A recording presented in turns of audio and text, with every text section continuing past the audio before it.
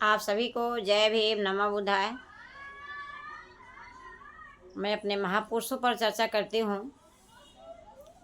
हम लोग अपने महापुरुषों के विचारों पर चलें और बाबा साहब हम लोग को बहुत सुंदर मार्ग दिखा दिए हैं, बौद्ध धर्म। हम लोग बौद्ध धर्म को अपनाएं और अपने जीवन को हम लोग धन्य बनाएं। बाबा साहब सारे धर्मों को पढ़ें। सारे धर्मों को पढ़ने के बाद बाबा साहब ने बौद्ध धर्म को पढ़ा। उनको यही समझ में आया कि बौद्ध धर्म में शांति का मार्ग है, इसमें कोई डरावा नहीं है, इसमें कोई पाखंड नहीं है। तो बाबा साहब ने कहा करते थे कि मैं हिंदू धर्म में पैदा हो गया, ये मेरी बस की बात नहीं है। मैं हिंदू धर्म में पैदा हो गया, ये मेरी बस की बात नहीं है। मरूंगा नहीं हिंदू धर्म में, ये मेरी बस की बात है। बाबा साहब ने वही किए।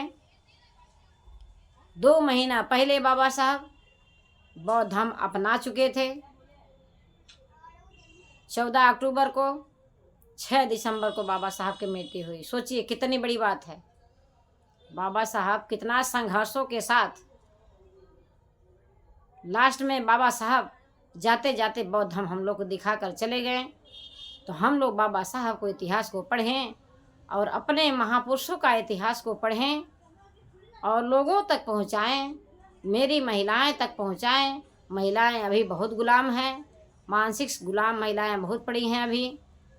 मैं भी गुलाम थी, लेकिन मैंने जब बाबा साहब माता सावित्री बाई का संघर्ष जीवन को पढ़ी तो मेरे दिमाग की पट्टी खुल गई।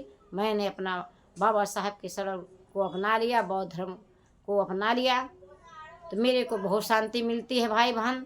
इसलिए मैं कहती हूँ सभी भाई बहन पाखंड से निकल के अपने बाबा साहब के विचार पर चलें और बौद्ध धर्म को पढ़ें, पहले समझें, उसके बाद अपनाएं।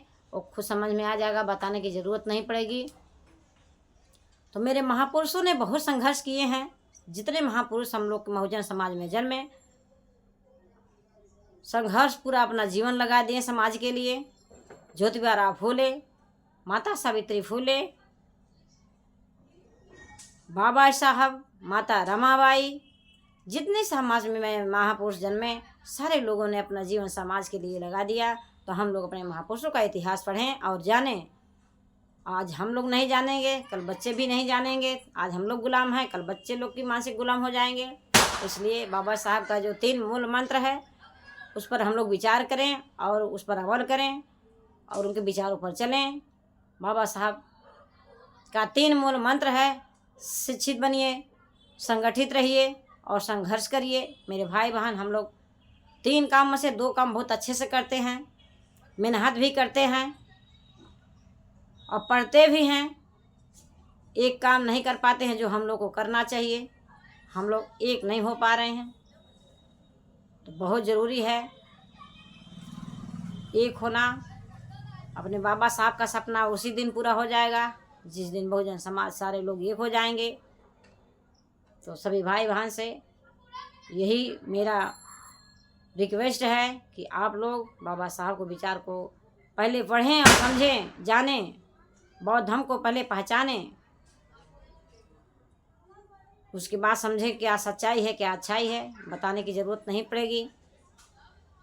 तो सभी भाई बहन अपने महापुरुषों पर ध्यान दें, महापुरुषों के संघर्षों के ध्यान दें।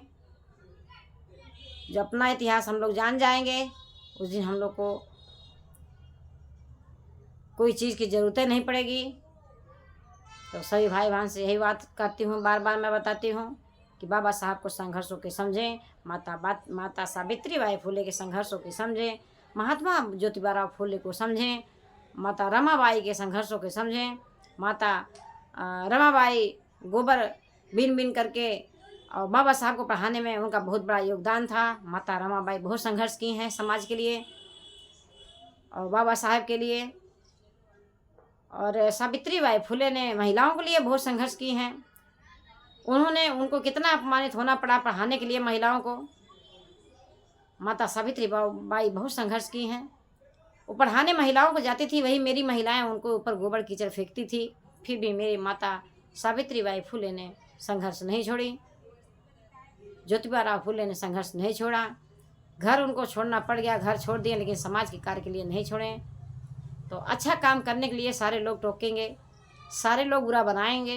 अच्छा कार्य करने के लिए वहीं अगर बुरा काम करेंगे लोग शर्माएंगे, बोलने नहीं जाएंगे। अच्छा के लिए सब कोई टोक देता है। तो इस बात पे हम लोग ना ध्यान दें, हम लोग अच्छा कार्य करें। हम लोग बाबा साहब के अनुयायी हैं, हम लोग बुद्ध धर्म को पहचानने वाले हैं, जानने वाले हैं, बुद्ध धर्म पर चलने वाले हैं। तो इसी के साथ आप सभी को जय भीम, नमो बुद्धाय। अगर मेरी वीडियो अच्छी लगी तो शेयर ज़रूर करिएगा।